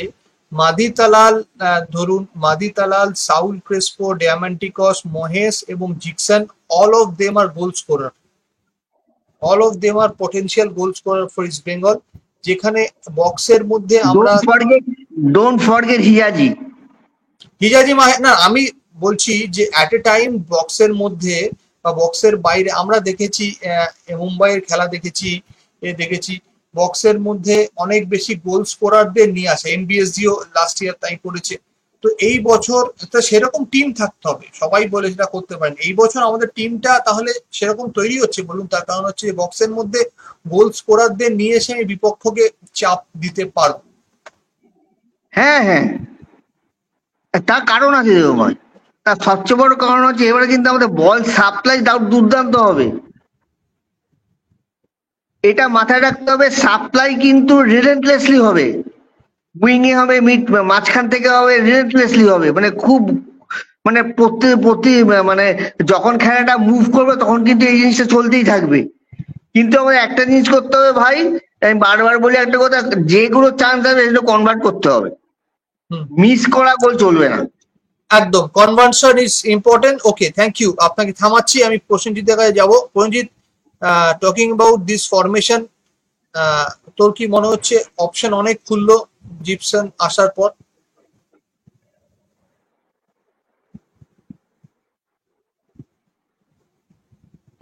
তুমি যে ফরমেশনটা লিখেছো দাদা ওইখানে, আমার মনে হয় এই ফরমেশনটা অ্যাকচুয়ালি চেঞ্জ হয়ে যাবে। এখানে 4-3-3 হবে, 2-4-1-3-2 হবে, এরকম এরকম একটা সিচুয়েশন হবে। দেখো তুমি আজকে যদি এই ফরমেশনটা প্রপারলি যদি তুমি দেখতে চাও, তাহলে তুমি আজকের খেলাতেই এই জিনিসটার উদাহরণ পেয়ে যাবে। তন্ময় যখন প্রথমে মোহাম্মদ মুশারফের সাথে খেলছিল, ও যতক্ষণ ছিল ততক্ষণ আমরা মিডফিল্ড থেকে বলটা পাসার সেরকম ভাবে পাচ্ছিলাম না। তখন আমাদের খেলাটা কিন্তু ঠিক মানে মানে ঠিক ভালো লাগছিল না। সায়ন যথারীতি যে সেখানে খেলছিল, বিজয় মুর্মু যেখানে আমাদের জায়গাটা আমাদের যেহেতু স্কিলফুল, বিষ্ণু ও কিন্তু তালালের জায়গাটা নিয়েছিল, ডিমান্ডিসের জায়গাটা নিয়েছিল হচ্ছে তোমার জেসিনটিকে। যেই মুহূর্তে আমরা তুলে নিলাম মোহাম্মদ মুশারফকে এবং সেই জায়গায় আমরা শ্যামল বেসরাকে নামালাম, অ্যাকচুয়ালি তো শ্যামল বেসরা হচ্ছে তোমার বলতে পারো অ্যাটাকিং মিডফিল্ডার, কিন্তু সেন্ট্রাল মিডফিল্ডার বলেও কিন্তু খেলতে পারে। আমরা কিন্তু গত বছর সেন্ট্রাল ডিফেন্সিভ মিডফিল্ডার রোলে কিন্তু খেলিয়েছি, কিন্তু অ্যাকচুয়ালি যদি তুমি ওই দুটো মানে ডিফেন্স আর অ্যাটাকিং মিডফিল্ডারের মিডিলে যে রোল, তো যথারীতি যখনই জিকসন চলে এলো, মোস্ট প্রবাবলি ও সৌভিকের সাথেই ইন্টারচেঞ্জ করে খেলবে, মানে সৌভিক খেললে জিকসন বাইরে থাকবে, জিকসন খেললে সৌভিক থাকবে, এরকমই একটা হবে। তো সেই জায়গায় যেই মুহূর্তে জিকসন চলে এসছে, সঙ্গে সঙ্গে কিন্তু মিডফিল্ডার 4-3-3 হয়ে যাবে। এখানে তুমি সাউল ক্রেসপোকে জিকসনের সাথে লিঙ্ক আপ করে, তার সাথে কিন্তু তুমি বেশিরভাগ লিঙ্ক আপ দেখতে পারবে তালালের সাথে। মানে মাঝমাঠটা হচ্ছে কম্প্যাক্ট, একজন প্রপার ডিফেন্সিভ মিডফিল্ডার যে বল স্ন্যাচ করতে পারে এবং সামনের দিকে বলটা থ্রু বাড়াতে পারে, সেই একটা প্লেয়ারকে আমরা পেলাম জিকসন গ্রুপে। সেন্ট্রাল মিডফিল্ডার যেটা ধরো আমাদের কলকাতা লিগে বা রিজার্ভ দলে যেটা নাসিব খেলছিল বক্স টু বক্স, সেই জায়গায় আমরা সাউল ক্রেসপোকে দেখতে পারবো যে ও নিচ থেকে বল তুলে নিয়ে গিয়ে ওপরে যাবে বা সাইড গুলোতে ফেলবে। আর যেই জায়গায় আজকে বিষ্ণু খেলছিল সেটা তো মাঝি তালাল ওর নিজের জায়গাটা একদম নিজের জায়গায় ধরে রাখবে, ওখান থেকে বল পাস করা থেকে শুরু করে গোলে বল ঠেলা বা গোলের বল সাজিয়ে দেওয়া, এই কাজটাই করবে। তো আমাদের আজকের যে খেলার যেটা রূপ, সেটাই তুমি ম্যাক্সিমাম ক্ষেত্রে আমাদের প্রথম দলের ক্ষেত্রে দেখতে পাই। এটা বলতে পারো যে এটা জাস্ট আপগ্রেড। যেরকম কয়েকদিন আগে তুমি আমরা যখন শোটা করেছিলাম না, যে কার্লোস কুয়াদ্রার 2.0, তো আজকের যেটার এক্স্যাক্টলি। ঝলক তুমি দেখেছো, এইটারই ঝলকটা তুমি কিন্তু একদম প্রথম দলের ক্ষেত্রে কিন্তু দেখতে পারবে। এবং শুধু প্লেয়ার গুলো চেঞ্জেস হবে, খেলা কিন্তু একই থাকবে। ঠিক। যেরকম ভাবে আক্রমণ আমরা আজকে চালিয়েছি, এরকম ভাবে কিন্তু বড় দলে মানে আমাদের যে ম্যাচগুলো হবে, আমরাও কিন্তু এরকম শুধু রোলারই চালাবো প্রতিপক্ষের ওপরে। ঠিক। ঠিক, প্রিয়দা, আহ, এই বিষয়টা নিয়ে কিছু বলতে চাও? দা এটা নিয়ে তো আমি যা বলার বললাম তোমাকে, যে আমাদের ও দেশে আচ্ছা, প্রচুর এখন হ্যাঁ, বিয়েদা বলেছি। আচ্ছা, না আমি সরি, আমি আরেকটা বিষয়, আরেকটা আমি দেখাতে চাইবো। সেটা হচ্ছে যে এটা একটা আমাদের অপশন হতে পারে, কিন্তু আমরা একটু অন্যরকম ভাবে আজকে ভেবেছি। এটাও একটা অপশন, আমরা জেনারেলি যে অপশনটা আমরা দেখি 4-2-3-1 সেটাও that also can be an option. সেখানে আপনারা পরিষ্কার দেখতেই পাচ্ছেন যে লালচুং নুঙ্গা, হিজাজি, নিশু, রাকিব রয়েছে, সাউল, জিকসন রয়েছে, তালাল, নন্দ, মহেশ এবং ডিয়ামেন্টিকাস। 4-2-3-1 যেটা নর্মালি আমরা খেলি। আমার মনে হয় যে জেনারেলি বেশিরভাগ ম্যাচের ক্ষেত্রে এই ফরমেশনটাই আপনারা দেখবেন। ওটা একটা অপশন হিসেবে হয়তো থেকে যাবে, বাট বেশিরভাগ ম্যাচের ক্ষেত্রে আমার মনে হয় যে এইভাবেই আপনারা দেখবেন, এটাই হচ্ছে নর্মালি আমাদের ফরমেশন হতে যাচ্ছে। হ্যাঁ বিয়াদা। হ্যাঁ, এটাও একটা ফরমেশন হতে পারে, এটাও একটা অপশন হতে পারে যে নন্দ মহেশ রইলো, আমাদের তালাল আর সাউল রইলো, জিকসান রইলো, সৌভিক পরে চেঞ্জে আসলো, অথবা সৌভিক থাকলো, মানে সেটা অপোনেন্ট টিমের ওপর দেখে কার্লোস সেটা ঠিক করবে। 4-2-3 অনেক যেতেই পারে, এবং আমার মনে হয় এই ধরনের ফরমেশনটাই এবার আমরা বেশি দেখতে পাবো। অথবা আমরা 4-3-3-তেও যেতে পারি অনেক সময়। মানে জিকসান থাকলো, তা হচ্ছে মহেশ থাকলো, সাউল থাকলো, সাউল, ডায়মন্ড টিকাস, ডেভিড, এদেরকে নিয়েও আমরা হয়তো দেখতে পারি 4-3-3-তেও দেখতে পারি। মানে 4-3-3-তে আমাদের একটা প্লেয়ার আসাতে আমাদের কাছে অনেকগুলো অপশন খুলে গেছে, অনেকগুলো এবং অপশন খুলে গেছে। কোচের কাছে মানে পরীক্ষা নিরীক্ষা করার জায়গাটাও চলে এসছে। এবং মানে আমাদের কোচ যিনি আছেন উনি ঠিক মানে রকম ফরমেশনে করে দেবে, মানে প্রয়োজন অনুযায়ী, মানে ওনার যদি প্রয়োজন হয় উনি 3 ডিফেন্সেও খেলাবে, 3-5-2-তেও উনি যাবে। মানে এই অপশনটা আমাদের কাছে এখন অ্যাভেলেবেল হয়ে গেছে। এবং এর সঙ্গে যদি আনোয়ার এখানে যুক্ত হয়, তখন কিন্তু আমাদের 3-5-2-টাও অপশন হিসাবে চলে আসে। তো মানে একটা দুটো প্লেয়ার একটা টিমের উপরে কতটা ইম্প্যাক্ট ফেলে, যে মানে তার ফরমেশন তৈরি করতে, সেটা আমরা এই জিকসনকে ইনক্লুড করার পর কিন্তু এটা আমরা বুঝতে পারছি। এবং আমরা এই ধরনের একটা প্লেয়ার আমরা টিমের মধ্যে খুব চাইছিলাম। ধরো, এবং আজকে কি হচ্ছে, জিকসনই প্লেয়ার জিকসানি কিন্তু একমাত্র প্লেয়ার যে কিন্তু আন্ডার 17 ওয়ার্ল্ড কাপে গোল করেছে, এবং ভেবে গোল ঠিক। করেছে। তো সেক্ষেত্রে কিন্তু এই যে আমাদের ডেড বল সিচুয়েশন গুলো যখন আসবে, তখন কিন্তু আমরা এটারও আশা রাখতে পারি যে ডেড বল সিচুয়েশন থেকে আমাদের হয়তো জিকসান হেডে গোল করে দিতে পারে। তো সেই জন্য বলছি, এই 6 নম্বর প্লেয়ারটা আমাদের টিমের জন্য এত ভাইটাল ছিল, যেটা আমাদের ম্যানেজমেন্ট কিন্তু মানে পয়সা খরচা করেও, কালকে তুমি লাইভে যেটা বলেছো যে এত পয়সা খরচা করেও কিন্তু এই প্লেয়ারকে আমাদের টিমের স্বার্থে টিমে মানে নিয়ে এসছে। তার জন্য ধন্যবাদ আমাদের ইনভেস্টারকে, ধন্যবাদ আমাদের ক্লাব কর্তাদের, ধন্যবাদ আমাদের রিক্রুটিং টিমকে, আমাদের সিটিও যে আছে ওনাকেও ধন্যবাদ। আরেকটা ধন্যবাদ আমি দিতে চাই হচ্ছে তোমার আমাদের যে মিডিয়া টিম কাজ করছে আজকে, এই যে এর প্রমোশনটা করেছে, প্রমোশন ভিডিওটা, এত সুন্দর প্রমোশন ভিডিও কিন্তু মানে ইদানিং কালে একমাত্র ইস্টবেঙ্গল ক্লাব ছাড়া আর কোনো ক্লাবের ক্ষেত্রে কিন্তু দেখা যাচ্ছে না। এত সুন্দর ভিডিওটা দিয়েছে না, যে কোনো মানুষের কিন্তু মানে মন টানবে। তো সেই জন্য ধন্যবাদ তাদেরকেও, এত ভালো কাজ করে যাচ্ছে। আমরা টিমের পাশে সবসময় ছিলাম, আছি, এবং টিমের পাশে আমরা থাকবো সবসময়। এই ধরনের কাজ একদম যেই টিম করে, টিমের পাশে না থাকলে মানে পাশে না থেকে পারা যায় না। 10টা কাজের মধ্যে 2টো ভুল হবেই, কিন্তু তাই বলে ক্রিটিসাইজ করা না। এখন তাদের পাশে থাকতে হবে, এবং এবছর আমাদের রেজাল্ট ভালো হবে। এবছর আমি মানে খুব ভালো রেজাল্ট হবে, এটা আমি বুঝতে পারছি এখন থেকে। একদম। তো যাই হোক, এনিওয়েজ আমি আমরা আমরা আমাদের শো টাইম শেষ, আমরা শেষ করব আজকে ইস্ট বেঙ্গল আড্ডা আজকে রাতের জন্য। আপনারা সকলে ভালো থাকবেন। সঞ্জীব দা এনিথিং লেফট কিছু বলতে চান? একটু কথা আছে, হ্যাঁ আচ্ছা আচ্ছা আচ্ছা, যে কোনো একজন বলুন। হ্যাঁ আপনি আগে বলুন। আমি বলি, 6 কিন্তু এর মধ্যে কাউন্ট করবে, কেননা সে কিন্তু আসেনি। সে যদি ভালো প্লেয়ার হয় সে কিন্তু 11-এ ঢুকতে পারে, হ্যাঁ সুতরাং সেও ওই অপশনের মধ্যে থাকবে, সেও মিডফিল্ড অপশনের মধ্যে থাকবে। ধরো কোনো খেলা দেখা গেল যে সে 11-এ স্টার্ট করলো, সাউল পরে আসলো, এরকম হতে পারে। যেটা ডিপেন্ড করবে কার এগেনস্টে আমরা খেলছি, অপোনেন্ট আমাদের কে টিম। যেমন ধরো এমবিএসজির সঙ্গে যদি খেলায় হয়, সেখানে ধরো গ্রেগ স্টুয়ার্ট যদি ওদের হয়ে খেলবে, আমাদের কিন্তু টাফ প্লেয়ার দরকার মিডফিল্ডে, যেটাকে ধরো মাঝে মাঝে সাউলকে আমরা পরে ইন্ট্রোডিউস করবো। মানে আমি বলছি না যে করবে, মানে এরকম হতে পারে। ঠিক ঠিক কিন্তু মিডফিল্ডে তোমার চপিং চেঞ্জ হতে পারে। যেটা বিজয় বললো যে জেকসন আর প্রসেনজিৎ বললো, জেকসন আর তোমার সৌভিকের মধ্যে দুজন হয়তো একসঙ্গে খেলার পসিবিলিটি কম। একজন আগে খেলবে, অবভিয়াসলি জিক্সেন স্টার্ট করবে, সৌভিকত রিপ্লেসমেন্টে আসলেও আসতে পারে। মানে আসবে এটাই হয়তো। স্বাভাবিক, এটাই স্বাভাবিক। আমরা একটা অন্যরকম ভাবনা ভেবেছিলাম। Thank you. হ্যাঁ প্রসেনজিৎ, খুব তাড়াতাড়ি কি বলতে চাস? তাড়াতাড়ি বলছি, সঞ্জীব দাকে বলবো যে 6 ফরেনার নিয়ে টেনশন নিও না, যে প্লেয়ার আসছে ও তুমি যখন অ্যানাউন্সমেন্ট হবে তখন তুমি বুঝতে পেরে যাবে কি এনেছি।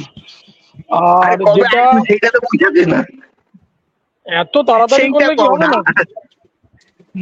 না, মেন যেটা টেনশন না, লাস্ট আমার কথাটা কি বলাটা জানো তো, দরকার আছে। যতক্ষণ না হয় ততক্ষণ মনে হয় সালা কি হইলো কি হইলো, হইতাছে না কেন হইতাছে না কেন। যেটা লাস্টে যেই কথাটা বলাটা অত্যন্ত পরিমাণ দরকার, যেমন কালকের একটা জিনিস বলেছি লাস্টে, যে আমাদের we are a big family. তুমি আজকে দেখতে পারলে তো মাঠে যখন জিকসান এলো, জিকসানের সাথে সাথে কিন্তু আমাদের ইনভেস্টার কর্তা প্লাস ভিভাস ছিল, মনীষ আগরওয়াল হ্যাঁ ছিল, এই মনীষ গোয়েঙ্কা ছিল, আমাদের নিতুদা ছিল, কোচ ছিল। তাহলে হ্যাঁ যেই টিমটা একটা ফ্যামিলি অনুযায়ী কাজ করে সেটার ফলাফল কি হতে পারে, দেখো আমাদের রিজার্ভ দলটাও কিন্তু দেখিয়ে দিচ্ছে হ্যাঁ আমাদের যে ফলাফলটা আমরা করছি সেই জিনিসটা হুম কিন্তু এটা আস্তে আস্তে রিফ্লেক্ট হবে এইটার ওপর থেকেই। হুম ঠিক। তো আকাশে সুন্দর আমরা মেঘ কিন্তু আর ভালোর ছবিটা দিকেই যাচ্ছি। একদমই, ছবিটা সকলকে দেখে নিতে হবে। এইটা এইটা ইস্ট বেঙ্গলের আগামীতে যারা ইস্ট বেঙ্গলকে চালাবেন তাদেরকে দেখছেন, বিভাস আগরওয়াল নিজে রয়েছে, নিতুদা তো অবশ্যই থাকবে, অন্যান্য সিনিয়ররাও রয়েছে, কিন্তু জিকসন কার্লোস কুদরত রয়েছে। সুতরাং এটা একটা বার্তা, এটা শুধু ইস্ট বেঙ্গল আড্ডার তরফ থেকে বিভিন্ন দিকে এই বার্তাটা ছড়িয়ে পড়বে, এবং এই বার্তাটা যারা আহ, বোঝার তারা আশা করি বুঝে গেছেন। হ্যাঁ রঞ্জিত কি বলছিলিস? খুব তো তাড়াতাড়ি এই বল, সময় ফ্যামিলি শেষ। এই ফ্যামিলি জিনিসটাই কিন্তু আমাদের ইউএসপি হয়ে থাকবে, এবং এইটাই আমাদের দরকার ছিল। আমরা খুব তাড়াতাড়ি যে এই জায়গাটা রেকটিফাই করতে পেরেছি, এটা আমাদের ইনভেস্টর এবং কর্মকর্তা দুজনকে এর জন্য অনেক অনেক ধন্যবাদ। আর ইমামি যে কি করতে পারে বা কর্মকর্তারা কি করতে পারে সেটা কিন্তু আমরা জলের মতন দেখে গেলাম। তো এখনো বাকি আছে, এখনো সেরকম ভাবে টেনশন নেবার মতন কোনো কিছু নেই। আমরা এই বছর আশা করছি মানে খুবই ভালো ফলাফল করব। আর একদম, থ্যাংক ইউ। আমার লাগে আমরা ডুরান্ড কাপটাকে জিততে চাই। Thank you. আচ্ছা, আর কথা বলার সময় আমাদের নেই, সুতরাং